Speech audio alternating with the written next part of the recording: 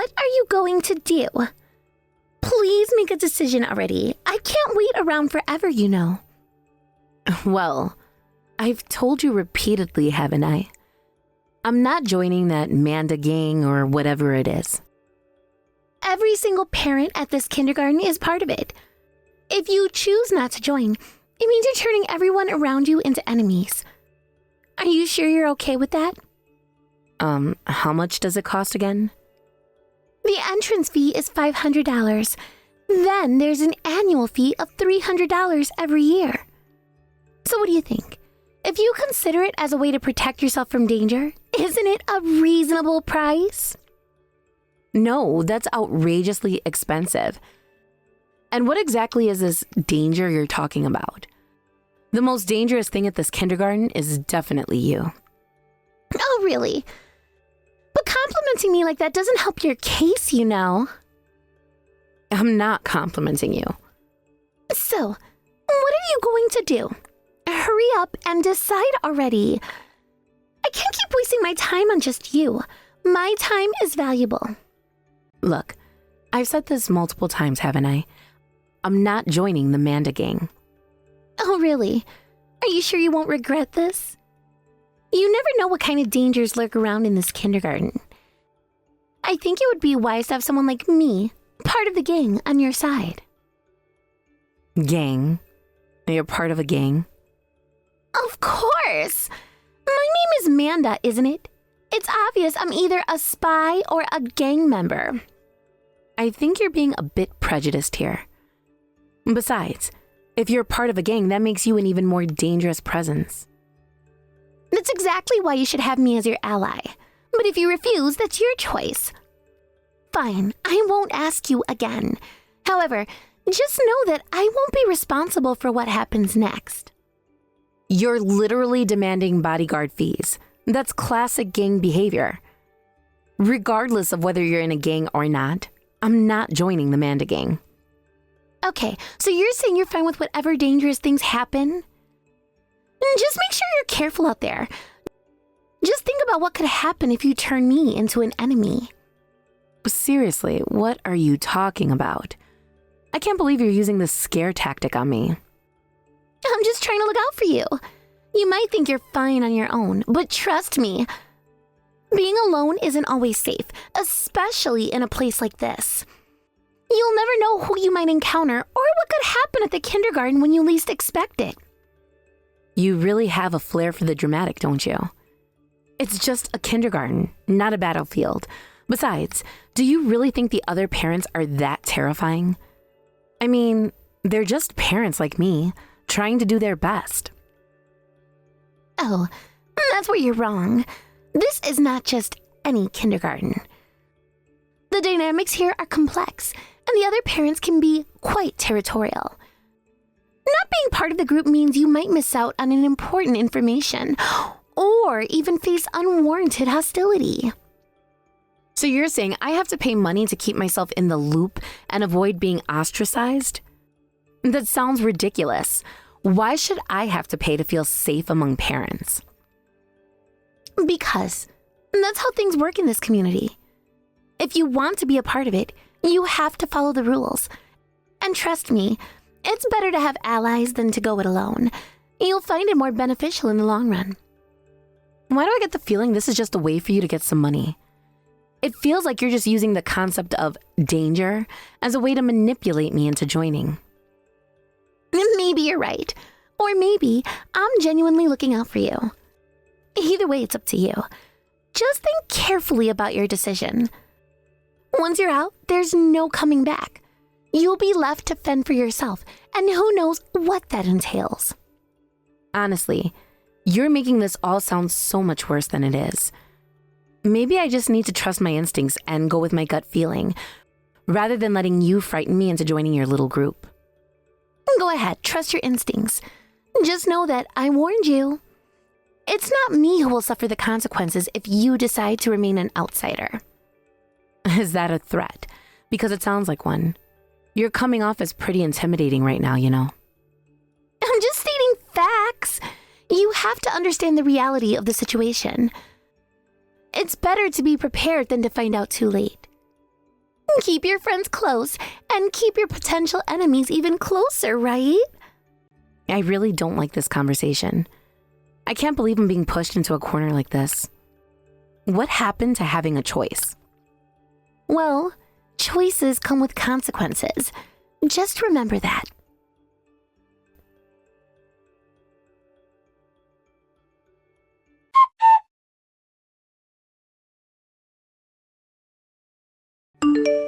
So, for a while now, those cheap harassments have been continuing. Hey, don't you think we need to make that idiot understand what's going on? I absolutely knew you were going to say that. Listen, I'm not the same person I used to be. What are you talking about? People don't change that easily. You're still the same local gang leader who absolutely hates anything crooked. It's legendary that you've never lost a fight to a guy. That's all in the past. And for the love of everything, you should just forget about it already. You're the only one in this town who knows about that. I'm proud of you. As your brother, you've been my hero since the day you took down those bullies who were picking on me. Look, that was a long time ago. You don't have to keep worrying about it. Besides, that made you turn into a delinquent too. Anyway, I don't want any danger to come to Millie, so I'm not going to do anything. But you're being harassed, right? Are you just gonna let it happen? It's just whispers behind my back and some intentional shoulder bumps here and there. I can handle it if I just put up with it. How weak is the legendary gang leader now? Because they say they're from the gang. It would be troublesome to turn them into enemies, right? No way, that's obviously just a bluff. You don't really believe that, do you? I know it's a bluff. And come on, you're not the kind of person who gets scared of a gang, right? Anyway, I don't want to stand out anymore. I want to sever ties with my past and promote anti-violence. What a shame. If you ever decide to get back at them, let me know. I'll help you with anything. You just want to see me get into trouble, don't you? Of course, I don't want to see you as some toothless tiger. Right now, my daughter is the most important thing to me. I don't want to create unnecessary problems for Millie. You understand, right? Well, if you put it that way, I can't say anything. But if you ever decide to retaliate, as long as it doesn't put Millie in harm's way, let me know. I'll help with whatever you need. You're unbelievable.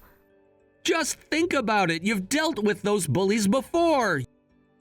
You've got this. We're family, and family looks out for each other, right? Look, that was different. I had a reason back then.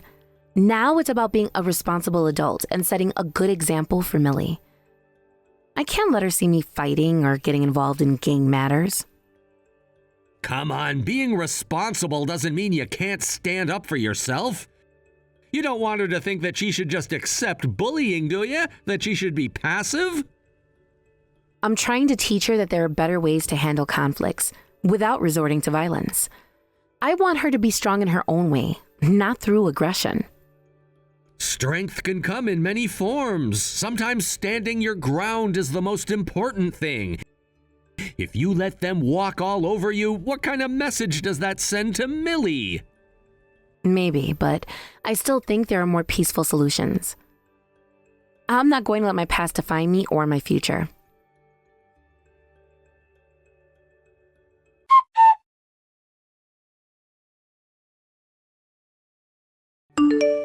Hey, what do you think you're doing? What do you mean, what am I doing? You're the one who's in the way. Don't stand right in front of me like that. I was holding hands with my child over here. How could you reach out and touch me like that? What were you thinking? Shut up. I don't care about your whining. You're just a nuisance, old lady. Don't underestimate the gang. You're an old lady too, you know. And what does it matter that you're in a gang? Ha! Who do you think you are talking back to me like that? I kicked you out because you were in my way without asking for permission. If you've got a problem with me, the gang member, why don't you say it to my face? You scum. I'll crush you. What did you just say? You almost hurt Millie. This has crossed the line. I won't forgive you for this. What's with you? Do you think I'll get scared because you're acting tough? I'm in a gang, you know. Is that how you want to rebel against me? Well then, how about we settle this one-on-one later? After the graduation ceremony, come behind the toilet. Got it? Of course you'll come along. We'll talk it out there. Behind the toilet? Are you maybe scared? A person who claims to be in a gang, afraid to come alone? Ha! I'm not scared at all. Fine, I'll go. I'll make sure you understand just how scary I can be. I'll be waiting.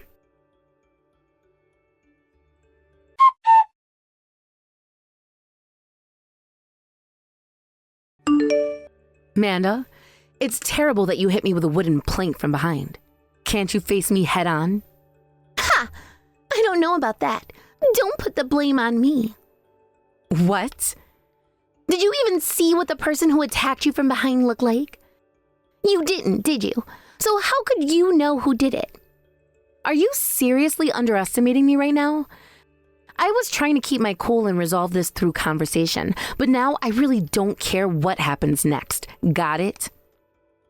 So what's going to happen? Besides going against me means you're going against the gang. If you're okay with that, then go ahead. Then why don't you bring your gang with you? Eh? Since you have the gang backing you up, hurry up and bring them here.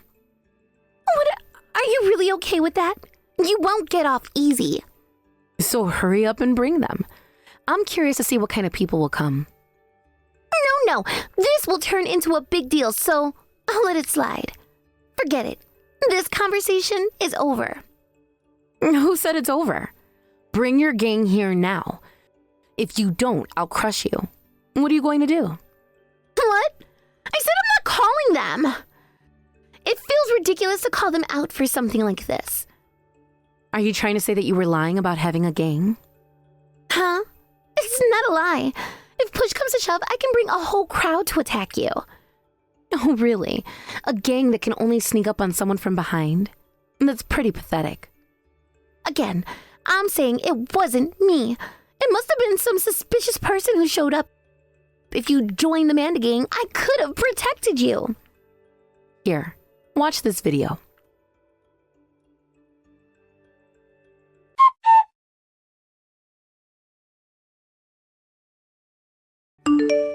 Huh?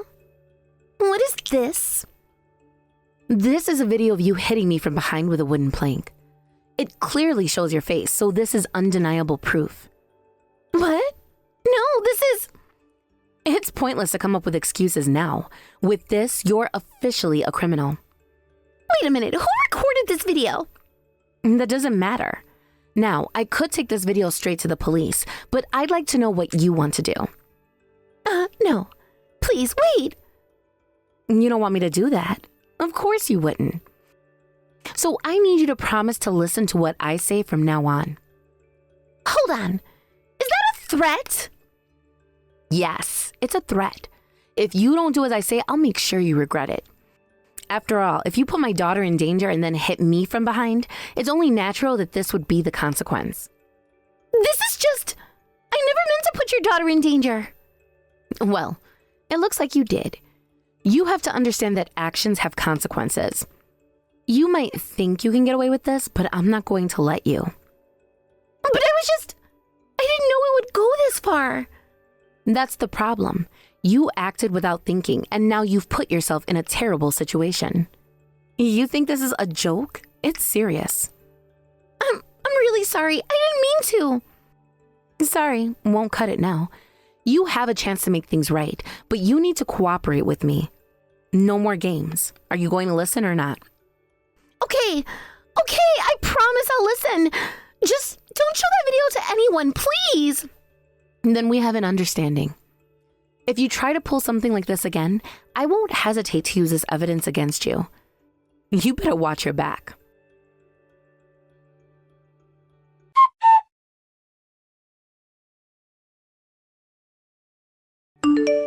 I'm keeping a close watch on you. If you do anything unnecessary, that video will be released to the public. I understand. I'm just walking quietly. I want you to return all the money you've collected from everyone under the guise of membership fees and annual dues. Until that's done, I won't take my eyes off you.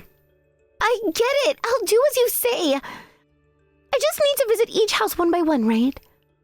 But how did it come to this? If you have time to complain, then hurry up and go. Yeah, I understand. But if I have to return the full amount to everyone, I'm going to go bankrupt. You're part of a gang, right? Don't you have money?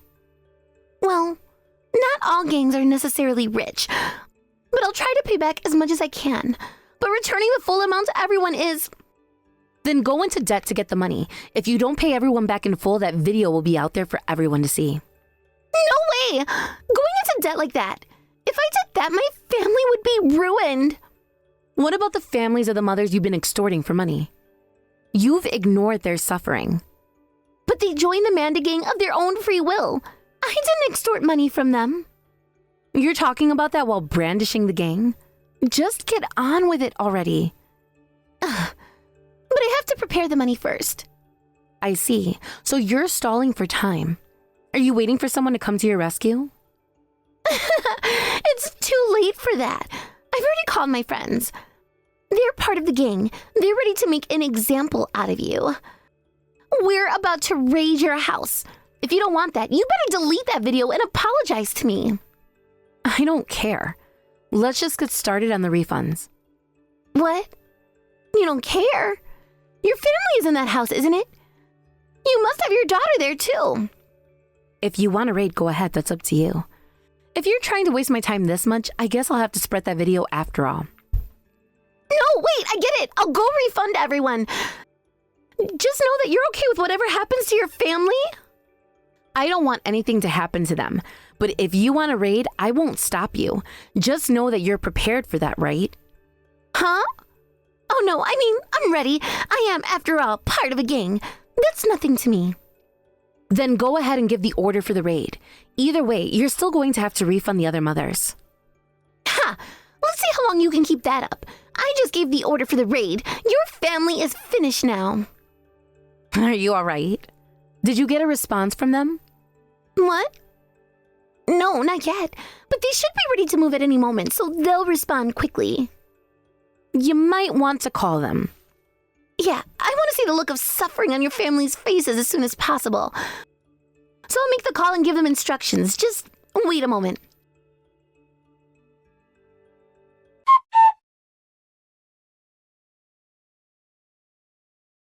What on earth is going on? When I called, I was told that the attackers had been wiped out and that everyone had been sent to the hospital. I anticipated something like this might happen, so my brother has been guarding our home. I'm glad to hear that. You didn't lose your life. People who would go so far as to harm a family member could have dealt with my brother in ways you can't even imagine. Wait. Now finally, I can resume my rounds of apologies. You can't buy yourself more time anymore, right? I can't believe this.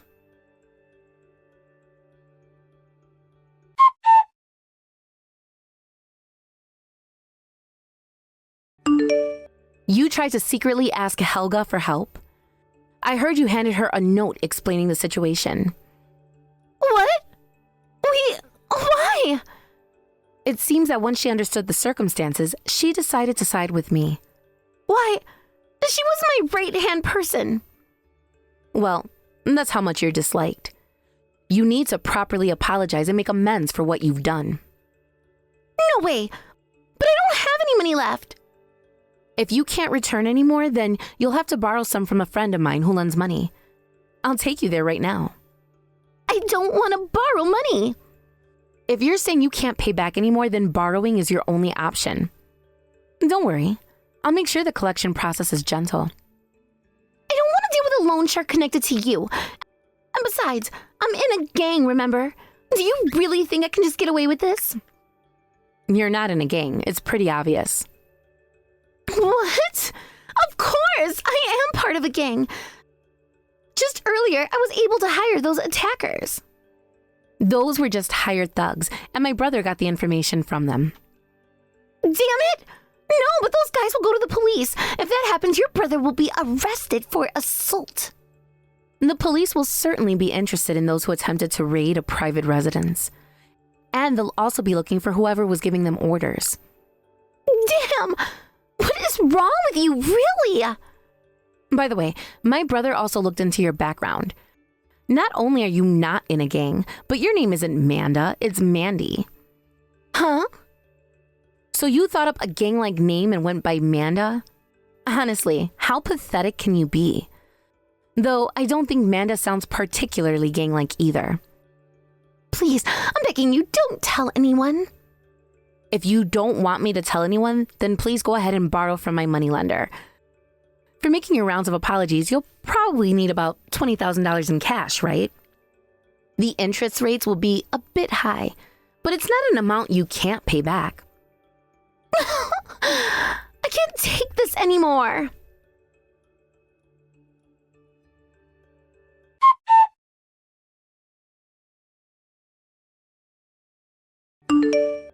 So, is your apology tour finally over? I bet everyone received you with smiles, pleased to get some money back. You must have a clear understanding now of just how much you've been disliked. Hey, it's done now, right? Can you just delete that video, please? Oh, I'm sorry, but that video has already been spread far and wide. What? What I'm saying is, it doesn't really matter now if you try to delete it. I sent it to your husband too, so you're in for quite a ride from now on. Wait a minute, that's not what we agreed on. What on earth are you doing? I did my part by apologizing and returning the money. But you were the one who called in thugs and sought help from Helga halfway through. You broke the agreement too. Well, to be fair, I plan to spread that video regardless of whether you kept your promise. So from the start? That's right. From now on, you're in the position of the defendant and I'm the plaintiff. Get ready because I'm going to squeeze you for all the damages I can. All those moms from the kindergarten are also demanding compensation. Things are about to get a lot tougher for you, but I hope you don't get discouraged. This is it. My life is over. Yeah, I think so too. Your life is over. This is what happens when you make an enemy out of me. You know, it's pretty wild how quickly things escalated. One moment you thought you could manipulate the situation, and now look at where you are, on the brink of losing everything. I wonder if you truly grasp the depth of your predicament.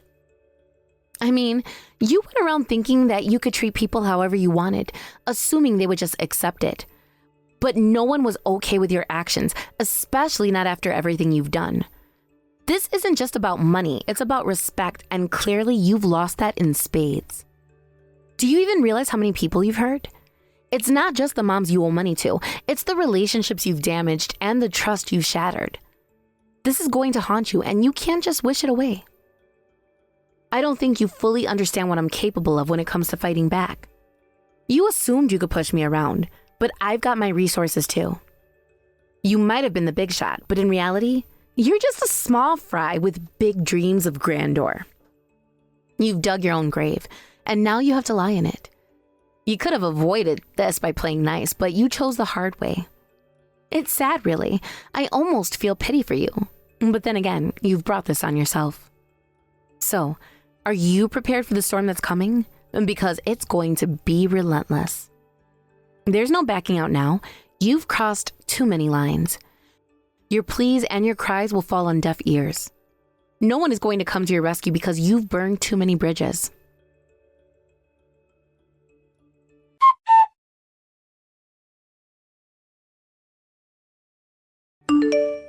Hannah, I have to say, revenge really is fun. I was genuinely thrilled when I got your message saying you were gonna get back at them. I just couldn't let it slide. And I owe a big thanks to Dexter too. He really helped us fend off those guys. Honestly, what difference does it make how many of those pathetic thugs there were? It's all the same to me. But seriously, is that really all you plan to do? Is that all? Yeah, I mean, those thugs and that self-proclaimed gang member who calls himself Manda, don't you think that's a bit too mild for you? I expected more from you. Remember the last time you had them all tied up with ropes and tossed them in the river? Okay, enough with the old stories. What I did this time was still quite a significant act of revenge in the eyes of the public. But it just feels a little underwhelming for someone like you. However, I want to say this. As your sister, I'm really proud of how far you've come. What? Of course, you've done an amazing job. You filmed Manda getting punched, you beat up those thugs, and you even exposed that Manda was using a fake name. Oh, well, that's how you see it? I was expecting a more touching sentiment. Sure, I didn't have much screen time in this whole ordeal, but this act of revenge wouldn't have happened without my support. So if you ever have someone you want to get back at in the future, you better count on me to help you out. It's not just about the revenge itself, but the way you've pulled everything together. You've really shown everyone that you won't be messed with, and that's something to be proud of. Not only did you take a stand for yourself, but you also made it clear that no one should underestimate you. Remember, it's not just about striking back, it's about sending a message. The way you handled those thugs and put Manda in their place shows you've got grit. You didn't just roll over and take it. You fought back in a way that would make anyone think twice before crossing you again. So, when you take a step back and look at the bigger picture, it's about more than just the little victories here and there. It's about establishing your reputation and showing people that you're someone who stands up for what's right. It's about empowering yourself and those around you.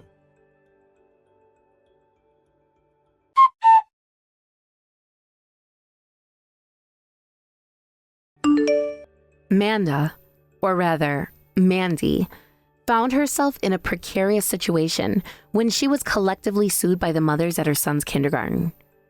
This group of parents came together to file a lawsuit against her, claiming that her actions had somehow harmed their children, leading to significant emotional distress and other repercussions. The situation escalated quickly, and it forced her into a dire financial situation that she could hardly afford. The lawsuit turned into a public spectacle, attracting attention and gossip that permeated the community. As the legal battle unfolded, it became evident that Mandy's life was spiraling out of control. The immense stress, compounded by public scrutiny, took a toll on her marriage. Understandably, her husband reached a breaking point. He could no longer tolerate the chaos surrounding them. He packed his belongings and left, initiating a divorce that only added to Mandy's already tumultuous life. The split was not amicable, with anger and resentment festering between them. Each party had their reasons for the breakdown of their relationship, but in the end, it was Mandy who lost the most in this painful process. With the divorce finalized, the custody battle over their son became an unfortunate reality. Despite her tireless efforts to prove that she could provide a stable and nurturing environment for her child, Mandy ultimately lost custody to her ex-husband. This decision shattered her heart and left her feeling completely alone in the world. She found herself living in a small, rundown apartment, struggling to make ends meet and grappling with the overwhelming loneliness that now filled her life. The once bright and lively home she had envisioned for herself and her son was replaced with the stark reality of her situation. The dismal surroundings of her new living arrangement served as a constant reminder of how far she had fallen. To add insult to injury, Mandy's financial troubles didn't stop with the lawsuit and the divorce. She was already burdened with debt, but as time went on, the interest on her loans continued to pile up, making it increasingly difficult for her to escape the cycle of financial despair. The bills kept coming, and with each passing day, her situation seemed to grow more dire. The weight of her financial obligations felt suffocating, and she often found herself lying awake at night, staring at the ceiling and wondering how she would ever regain control over her life. Meanwhile, on the internet, things were not looking up for Mandy either. A video that had been posted during the height of her controversy went viral, spreading like wildfire across various social media platforms.